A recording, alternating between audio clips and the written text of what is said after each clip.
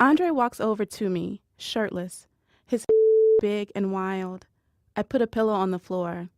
You know what to do, I say. He sits between my legs and hands me a jar of I grab his hair and pull him closer before I use the to scratch his scalp. He he sighs and puts his hand on my knees. The more I work the more he purrs. Oh, God. When I finish, he falls asleep. Hi, I'm Bim and Adewunmi. And I'm Nicole Perkins. And this is Thirst Aid Kit. We're both writers and cultural critics, and we're here to talk about thirst. So, Bim, Hey. what exactly is thirst? Can you break that down for us? I can try. We're all very familiar, I think, with lust, desire, and in my language, fancying someone. That's a state of being, okay? Right, You right. lust after someone, you desire someone. Right. For me, thirst is the performance of that desire, of that lust. This is like an expression. I'd agree with that. Yeah? Yeah. We're just like, hey, these are people that we find attractive Yeah. for these reasons. And it's okay to find them attractive for Right. those reasons. And we're going to examine those reasons and why, that attraction formed. I think, personally, that not enough women talk about their lust. Like, a lot of women keep it under wraps because whether or not they've been told explicitly to, Right. it's like good girls don't. Right. Right? But good girls do. Right. Very well. Very well.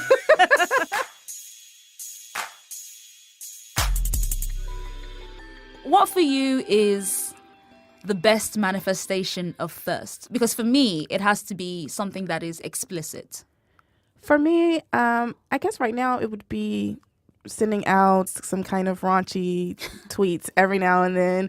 It's safer for me as a writer, I think, to write it down, and then I don't have to look at anybody in the face when I send that kind of stuff out. It's just like, hey, here's my thought, and you can do with it what you will. I know that you also feel this way, but I'm going to be the one to say it.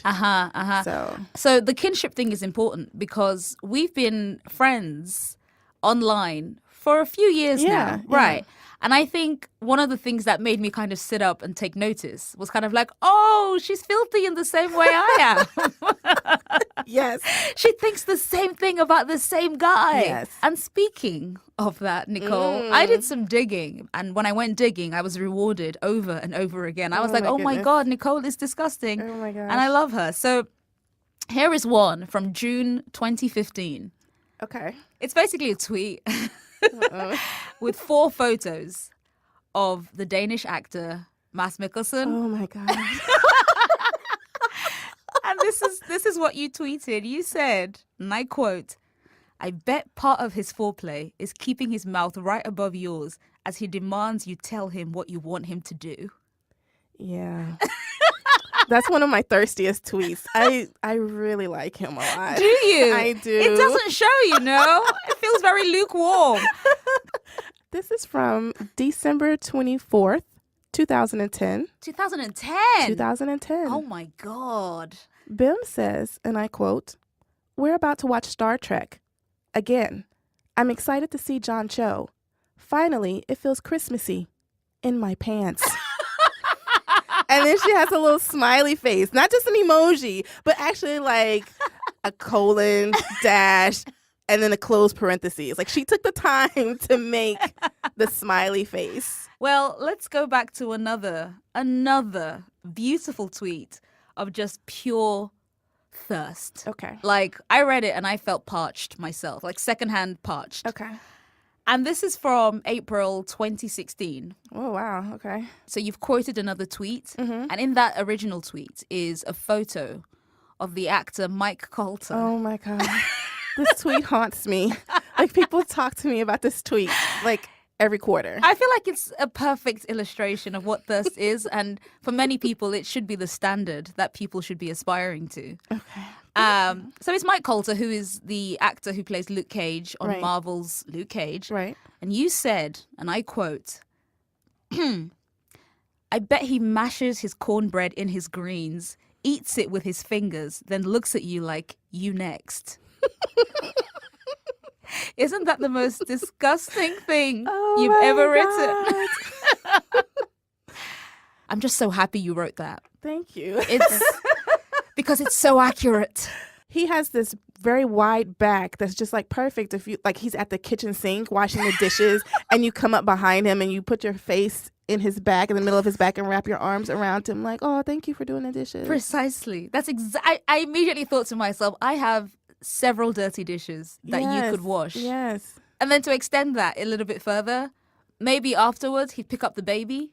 Oh, and the baby of course could you burp. have babies. I mean, wouldn't you make a baby? Yes. Right. And then he just kind of he'd put the baby up on his shoulder, his broad shoulder. And burp the baby very gently. Yeah. And then put the baby down to sleep. Yeah. And then eventually, obviously, put you to sleep as well. Boom, boom, boom. Oh, God.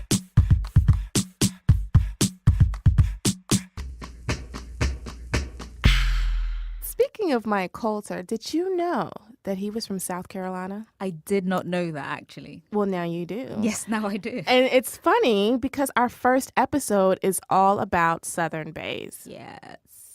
And I'm from Tennessee, and my Southern identity is very important to me. I bring it up all the time. I mean, I could tell that from your Twitter name. Yes, right? My Tennessee whiskey woman.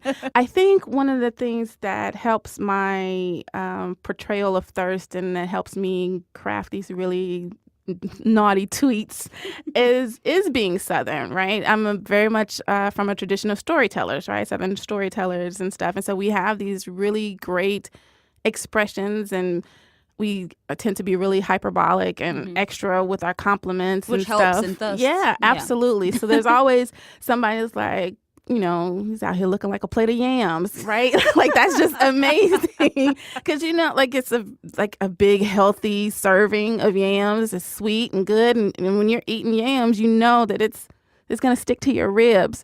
So I think the thing that comes up for me in my tweets a lot is sopping. Like, be taking a biscuit and sopping somebody up, or pretending like they're a biscuit and sopping them up. And I went back. So essentially, the first object in this case must be kind of liquid based. Right. Yeah. It becomes just something that I just have to, like, you know, take my biscuit, my sponge roll. Yeah. Just like get it wet and then just.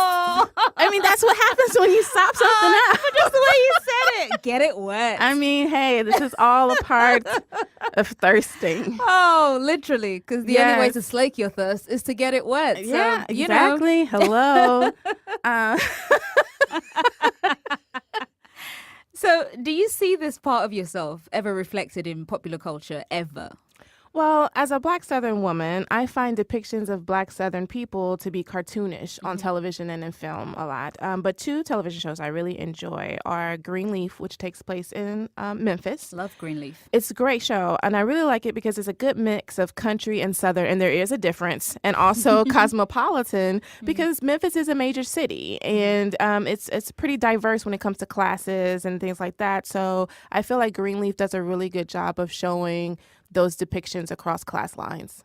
I really like that. And then Atlanta, Donald Glover's show, because of the way that it has all these different portrayals of Southern men, and it gets into this, you know, heart of Southern rap, and you kind of see where someone like an Andre 3000 would come from in Atlanta, like how he has this very thick Southern accent, but also has a kind of, you know, polished approach to the way that he raps and the way that the way Atlanta informs his music. I can tell that you have a lot more to say about Andre 3000, which is fair because we all have a lot to say and think about him. I mean, I do. I will always have a lot to say about Andre 3000. And so to continue this conversation, I called up my good friend Cynthia back home in Nashville in her office where she works in public health. This is Cynthia. Cynthia, this is Nichole. Hi, Miss Perkins. How are you? I'm fine. How are you? Wait, you're calling her at work? Are you able to talk and curse and all that kind of good stuff right now? I can, yes. Okay. Amazing. It's like she works at BuzzFeed. And why did you call her exactly? Well, I needed some help unpacking today's thirst object. Andre 3000, 3 Stacks, Cupid, Valentino, Possum, Aloysius Jenkins. Let's discuss, like, what is it about him? What makes him so damn sexy? Like, what? You know, Outkast was the first rap or hip hop group that meant something to me because they sounded familiar. First of all, I think it's just the Southern drawl and the way they talk and the way that Southern men make music out of words. You know, even when they're just, hey, baby girl, how you doing? You know, like stuff like stuff like that. Again, what? Huh? What was that? You know, so they have that thing down. And then from there, he just transformed in all the ways that, you know, worked with us as we grew up and got older. And there were certain lines he said along the way that, you know, got us in our chest and in our crotch a little bit. So what line in particular stands out? What do you think? I mean, there have been lots, but the favorite that always comes to mind is, you know, I do suck lips till hips jerk. Yes, let's talk about that, because that is one of my favorite lines, too, from So Fresh and So Clean. I do suck lips till hips jerk, and double time the boy next door the freak. I think and maybe this is like music as a whole, I think women could listen to music at one point and, you know, there was a little begging and pleading and baby, baby. And maybe not in hip-hop, but certainly in the R&B and the soul music that influenced it, you know, or at least influenced what I look at as like Southern rap or Southern hip-hop. So, you know, there were elements of that, and then it went away. And then next thing you know, they were telling you what kind of hoe you had to be and how you needed to dress. And, you know, they have strong opinions now about things like pubic hair. And I'm like, you ain't got no pussy. It's not it's not up to you. You get what you get that day, sir. So, like, these days, when a dude or an artist is like, girl, this is what I want to do to you. I want to start here, and then I want to do this. But he's saying it with such pride and so creatively. I want to suck your lips until your hips jerk. We know what that means. Right. And that means he hitting it right. He not just sticking his tongue out and wiggling his face a little bit like, there you go. He's in there. He's fully invested. Yes. What was that line he said? He likes women in old school regular draws. Like he ain't fancy. He just wants you. He just wants you. I love a gentleman who's not complicated. It's like, woman, listen, I want you. Yes. However you come that day, I ain't worried about them panties. You know what I'm saying? Right. We don't need them no way. But let's get right down to it. Yes. You said something about him saying something that's kind of simple and stuff. And for me, that's epitomized in Where Are My Panties, the interlude on The Love Below. Because he says, the way he says booty, he's like, you know, he's just want to lay on her booty. And it's cute, but it's also filthy. It's also like you can see that nigga just like telling you to turn over because he wants to use your booty as his pillow. Maybe I just roll over and just lay on her booty.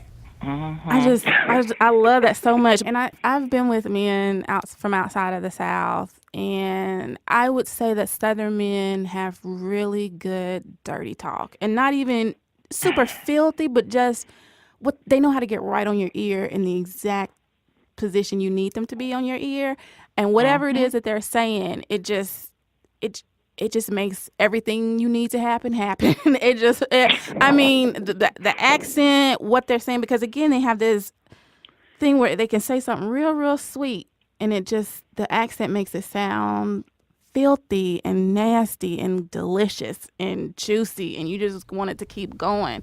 But what if she's the one? Yes. You know, it's when they start talking and you just screw your face up, you know, so you're almost frowning at them like, ooh, like you can't, there are no words, you're just grunting and making faces at a certain point. And that's how I know that the dirty talk is effective. You know, it just, that language becomes its own rhythm and thing, you know, and I think we know how to punctuate and build up because, you know, just general stereotype of South versus North, you know, we're supposed to be slower and all this other stuff, you know, and many other things that often get on my nerves. But, you know, it's like, okay, if we're thinking about heat and grass and space, you know, it's like, why rush when you can take your time? Right. You mentioned Southern men and their compliments and stuff like that. And I think one of my favorite things when Southern men compliment legs, they're like, girl, look at you and them big old legs. And it's just so pretty. And it's like... brown stallion horse with skates on. Listen, you know? They love calling us some horses, thoroughbreds, all of this. Bless them. What are some of the... I'm not worried about that today. I know what you mean, brother. Mm-hmm, right. I do, you know. And like those were the earliest compliments we got when we were younger. And being able to hear that as you're coming of age, it just leaves these little, you know, mental notes for you. Oh, these things are acceptable. We all seen a, you know, sister stomping hard around the corner with the legs greased up, you know, a particular kind of way with the short skirt on. And it's like, yes, sis, you better walk. Come through, you know, you better come around that corner strong on them. Let them know you ain't playing. So, you know, to know that, and be able to acknowledge that we're taking in each other and taking in each other's bodies in that way is exciting, because it just creates this sense that all bodies are welcome, you know? Right. Even though, you know, I've dealt with, you know, body image issues or whatever, it's always just like, I know that when I go home, somebody's going to appreciate what I look like. And that, even though, you know, we're not still supposed to focus on outsiders in our bodies, it's still nice to like go home and see somebody look at me like I'm the most beautiful thing in the world. And that's what I get from Southern men a lot. Always, you know, it's just like that moment when you're on the edge about it and you're tripping. It's somebody that's like, wait a minute, are you trying to lose some weight? Don't do that. It's like, wait, now listen, we're talking about blood pressure right now. We're not talking about trying to keep from getting diabetes now. I'm not self-conscious about the thickness. I'm just trying to keep my health together. Because chronic disease is a terrible thing that is preventable. Anyway. Yes, come on, public health. Come on. I'm sorry. That's all right. Just being me. To have anything, you know, turn you on, it just means that it's making you be present with who you are and what you want. And that's always ultimately a good thing, you know. And that truth telling, being plain speaking, being honest, being raw, being nasty, like all of that is essential. And I think we get told along the process that those are things we're not supposed to hold on to and keep, or we're supposed to box that up and hide that away in some capacity. But I just don't want to live that kind of life. You know, I want it all out there. Like, this is all of who I am. Cynthia is obviously a preacher in her spare time. I want to meet her. She sounds amazing. She is. She's actually denying the call right now to be a preacher. But that's another story that Cynthia maybe will one day come on and talk about. But yes, that is my really good friend back home in Nashville, Cynthia Harris, everybody.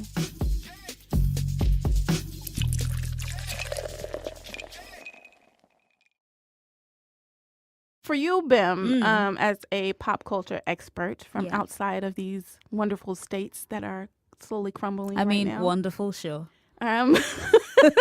What did you learn about Southern men through all the various media portrayals that you've come across? I will say not very much at all. There's a shorthand to when you are representing the South in popular culture. So in Hollywood and in music, I suppose. So I think when I think about Southernness, I think about like ceiling fans and mint juleps on the patio or the veranda, as it were. And I think of men wearing white linen suits and racism but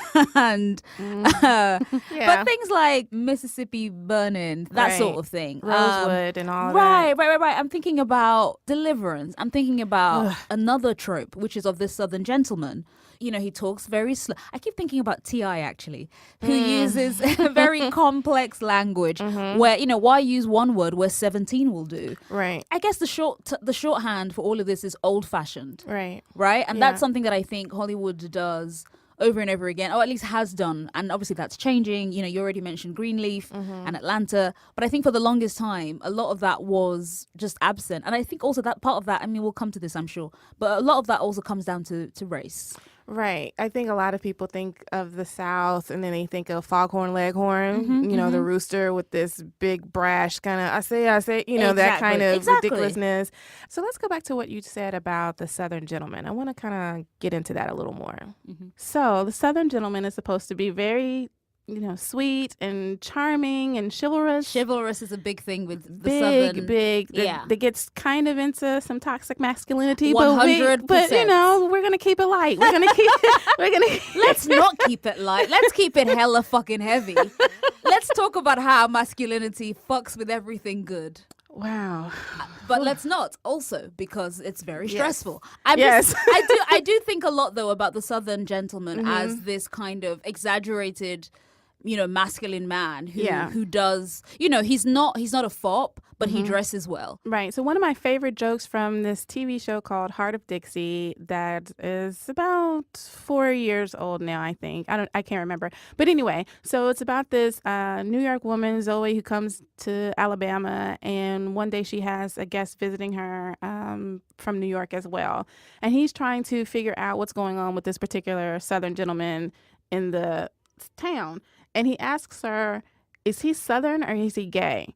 And it really touched me because a lot of times people will ask me that about somebody. Is he gay or is he Southern? Because, as you mentioned, Southern men, particularly of a certain class, like to dress very well. I'm not even going to put a class on it. All Southern men, I'm just going to make that big generalization. They dress really, really well. And not only if they don't have the means to dress, whatever kind of way, they take very good care of their clothes and they're meticulous. They're kind of fussy. Yes, they're the men who will fold their clothes before they start, getting down to the bedroom stuff. Okay, right.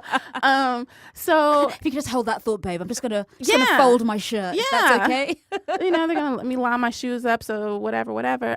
So there's that idea that a man that takes care of his clothes, has to be effeminate some kind of way. And then they're also very into they're peacocks. They like to look good. They wear these bright colors.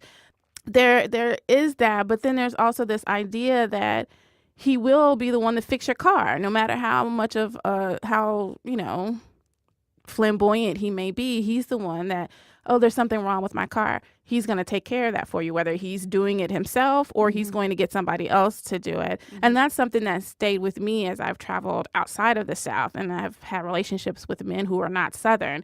I miss that. I miss, the man taking care of certain things so that I don't have to, particularly car related. But that is so specific. Because date a mechanic, Nichole. Well, yes, if they didn't have gunk under their nails all the time. You are so fussy. Oh my God. So I want someone who can fix my car, but also his nails must be perfect. Thank you so much. Apply within. Bye. Yes, exactly.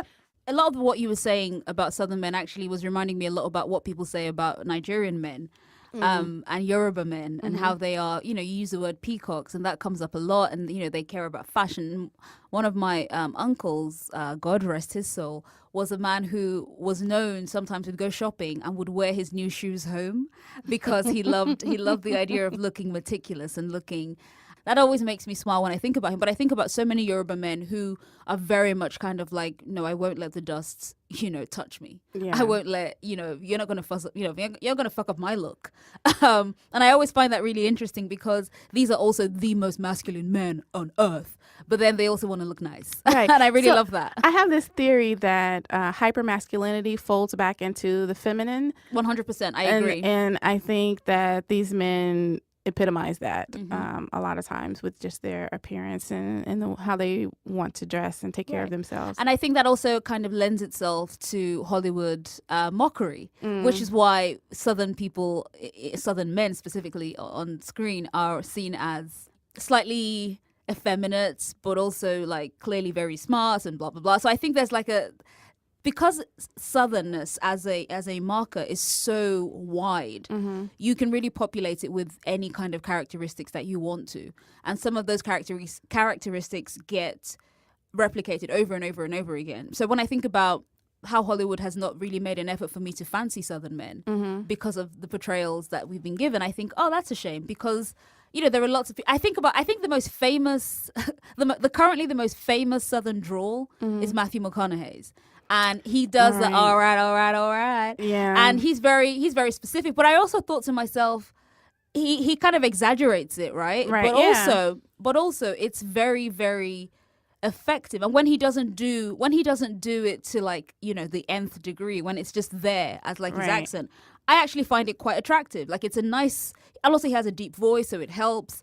And he's kind of throaty, and that helps also. But I also think the ways in which we have become familiar with Southerners are not necessarily authentic, and that affects who we fancy. And why don't we fancy more? Why aren't there more Southern pinups? Because we've been told that, they play banjos and kill people in the woods. You know what I mean? You know what I mean? Well, I found that the idolized version of a Southern man is actually a Western cowboy or a Midwestern cowboy. It's not somebody from the South. And Matthew McConaughey, he's from Texas, and Texas has like this weird kind of thing about being considered the South. So these ideas of a Southern man get kind of blurred. So people want the Western, Midwestern cowboy kind of guy. They don't want the Raylan Givens guy. And that character from Justified. He's from Eastern Kentucky. I love Raylan. I mean, some Raylan. It helps. It helps that he comes in the form of Timothy Oliphant, right? Who has perhaps the weirdest, sexiest walk I have ever seen. And I want to cling to him like a spider monkey. I just fancy him so much. Timothy Oliphant's Raylan Givens accent is one of the best Southern accents I've heard. All you boys can do now is make things worse for yourselves. If I were you, I'd drop my gun, lay down on my tummy, and put my hands behind my head.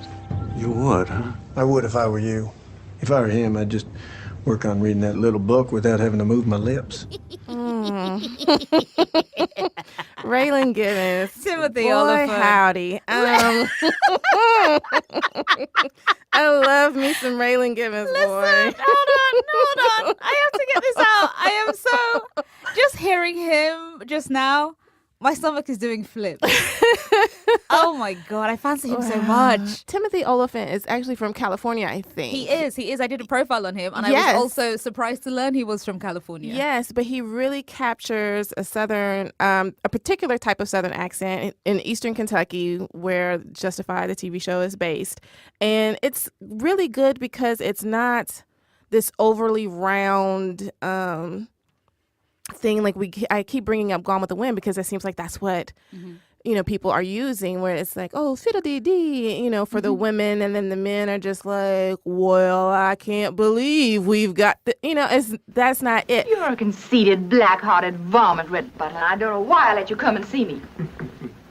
I'll tell you why, Scarlett. Because I'm the only man over 16 and under 60 who's around to show you a good time. But Timothy Oliphant does Raylan with kind of like, he's got pressure in the back of his throat a little bit. And like he knows how to bite his teeth together. Sure does. To like grit some stuff out. Sure does. And, I mean, he's just, and he knows when to talk fast and when to talk slow. Yes, he does. The Southern people are not all speaking slow as molasses. Everybody wants to, always use molasses. That's the cliche to compare. First of all, hardly anybody uses molasses anymore, number one. And number two, there are plenty of fast talkers in the South. And Raylan Givens, as a character, knows when to talk fast, when to talk slow. Something like True Blood. It had to, like True Blood. What's Did it set the course back 500 years? Oh my God! I love True Blood. The first the first three. Let's be honest. First 3 seasons of True Blood were amazing. Yeah, I could overlook the accents because the men were good looking, and I love vampires and werewolves and all that kind of shit. So it was great, but their accents were terrible.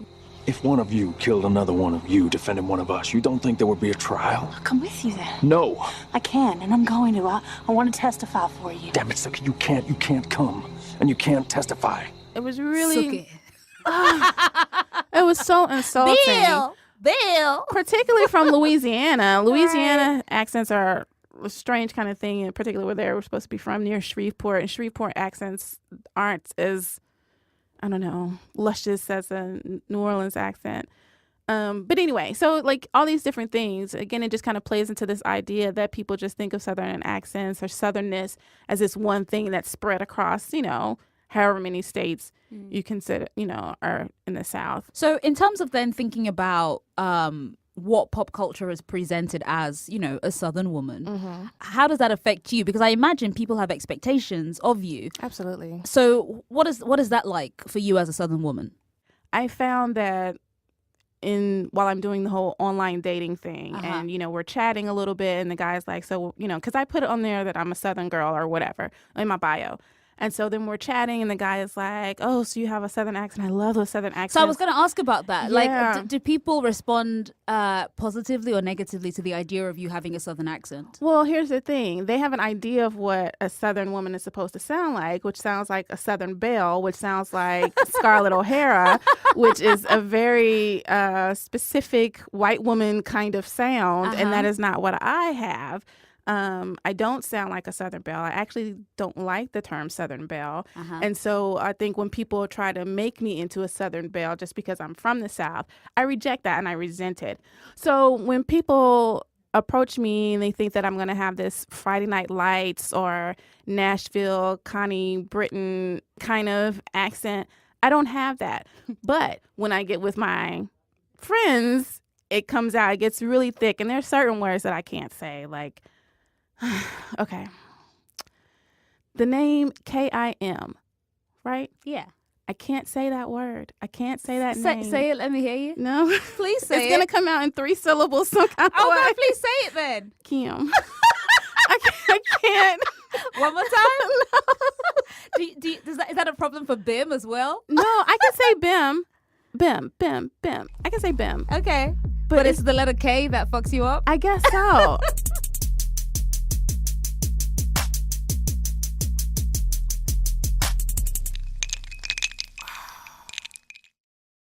So we've come to a very, very important part of the show. I'm excited. You should be, fam. You should be. Because this is, drumroll please, Fanfic Wars. Every week, we are going to write a short, a one-shot, a drabble, a self-insert, which is essentially a Mary Sue, if you will. And every single bit of fanfic that we write is going to feature our first object of the week. This week, we have the untouchable, the excellent, the amazing Andre 3000. Oh my goodness. I ready. know. I'm ready. I mean, God, it was very difficult for me not to just write, basic erotica before I kind of pulled myself back. And I was I totally wrote some smut, but then I cleaned it up a little bit. All right, well, we appreciate your efforts. So Nichole will read hers, and then I will read mine. And then, of course, you, dear listeners, you get to do the most important job of all, which is vote on which your favorite one is. And of course, they're going to vote for me. I mean, that's entirely wrong, but I like your confidence. Well, I think we just got to give them a chance to hear how great mine is. And then they'll maybe pity vote for you, but I don't know. Wow. I don't know. Oh, my God. I think they're just going to go with their heart and vote for me. All this time, I thought you were my friend, but you're actually a bitch. Wow. When it comes to Andre 3000, yes. I need him all to myself. I need to win. All right. Well, if I can't win him in real life, then I have to win him in fiction. I'm so sad that you're going to lose him on both counts because this week, I absolutely am going to win. I'm going to start first with my Andre 3000 drabble, and it is called The Getaway. Andre wanted to have a few weeks of peace away from city noises. I'm not a fan of roughing it, so we compromised on this little country cabin with a washing machine but no dryer. We've been here about 10 days, so I did our first batch of laundry and hung it out to dry. Dre went to the closest small town to get a few more groceries. He'd been gone a little over an hour, and the sun was starting to set when I decided to go outside and take the clothes off the line. The burning oranges and grapefruit pinks of the sky take their time, preening as they blend into a fiery coral, a color that reminds me how good my baby looks when he goes bright and floral. Andre. His hands slip over my hips as he quietly moves behind me, his soft smile finding its home in the bend of my neck. He tells me I smell good. It's the sun on the laundry, I say, and he turns me to face him, his face serious, his eyes shining. No, he says, his hands curving around me. It's the sun on you. He kisses me, and it feels like that glowing orb in the sky sends its last bit of warmth into us as we sink into the grass, the city far away, our skin whispering heat between us. Okay. Okay. Some heat, yeah? Yeah. All right. A little heat. Mine has no heat whatsoever. I don't have a title for this particular piece of work, this work of literature that I've spent some time crafting. So I apologize in advance. So here it is. We'll make up a title afterwards. Okay, so here goes. Let me drink some water. I'm so thirsty. Okay. All right. So what is it we're making today? I asked, staring at Andre's back from my perch on the kitchen counter. It had only been a month since we'd started seeing one another. I'd bumped into him at the bar after an Atlanta Braves game and spilled my beer down his back. He shushed my apologies with an easy grin and told me the only way he'd forgive me was if I told him my name. In the 4 weeks since that night, he'd taken me on a culinary tour of the South, all from the comfort of his apartment or mine, and I'd never eaten so decadently in my life. He turned around to flash me his knee-weakening smile, and I fixated on the cute mole right next to his nose. Andre's face was almost too pretty, a solid jaw, twinkling eyes, a nose that made me sigh, and those full lips that were currently quirked and tilted up at the corners. He sauntered over, placing his hands on either side of my hips, and stood between my now slightly spread knees. He raised his eyebrows pointedly, am fixing you buttermilk biscuits, from scratch. He wrinkled his nose and put on a phony posh accent, or as you call them, scones. I rolled my eyes playfully at him before settling my arms around his neck. I breathed him in, utterly relaxed and content to be bracketing his hips with my thighs. There might come a time in the future when I tired of being with him this way, but it was not today. Okay, you're making me scones, like a British grandma at a village fete. Oh, baby, he said languidly in his distinctive drawl. His voice dropped an octave and took on a raspy edge that made my breath hitch. I don't do anything like a grandma does. His lips nuzzled my throat, and I threw my head back, laughing. Yes, Bill. Okay. Yes, okay. Thank you. Flexing those fanfic muscles. Yeah. Okay, people. Now we've got Andre helping me hang some laundry, take down some laundry. We've got him in the kitchen with Bim, but you want to see Andre out in the sun and the grass. You want to see him making food for you. You want to see him lovingly mixing some shit in a bowl. You want to see him bracketing your body on the kitchen counter. And I think you know what to do, which is to vote for my story. Right. Vote for Nichole. Vote for Nichole, because my story, was a little, it was hot, dare I say. You could vote for Nichole as long as you spell it BIM and then vote for that. That's kind of fucked up. Is it? Yeah. No, I came here to win. I didn't come here to make friends, Nichole. I came here to win. I came here to slay, bitch. Get on Twitter and vote. Then send us your own Andre 3000 drabble, which is very short, or it could be a drabble by anybody Southern.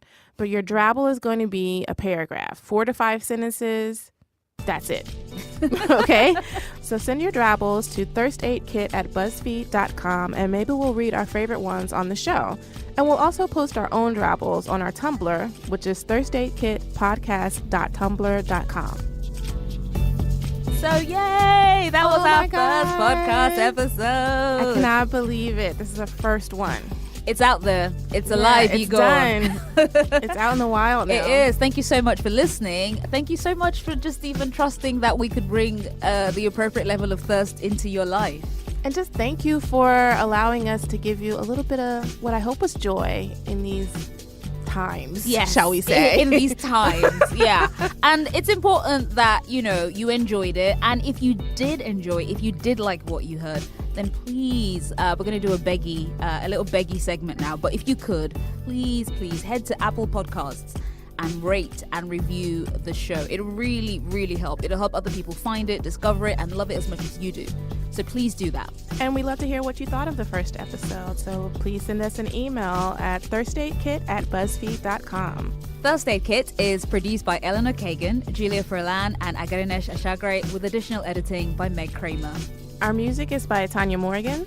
You can find me on Twitter at Bimadew, which is BIMADEW. And you can find me on Twitter at Tennessee Whiskey Woman. That is TN Whiskey with an E and Woman. And in the meantime, what will you be doing before next week's episode? I'm going to drink some pineapple juice and just kind of slowly watch the clock tick down for the next episode. Well, I'm not going to say what I'm going to do, but I hope that our listeners have subscribed everywhere that they get their favorite podcast, and that they keep tuning in every week, every Thursday, to get more Thursday Aid Kit. I think you mean every Thursday. Yeah, excuse me. We'll see you next Thursday, and remember to lust out loud. You can't say it without putting, like, it's... Say it? No. Please say it. Please say it, Nichole. Okay. I can't say It's Bojangles. It's Bojangles. It's so Southern. And they have like the best sweet tea ever. Oh my God. See, I would say Bojangles, but you kind of deepened the A-N and it became Bojangles. And I was like, what the fuck? Like, at that point, I was like, oh shit, Nichole is Southern.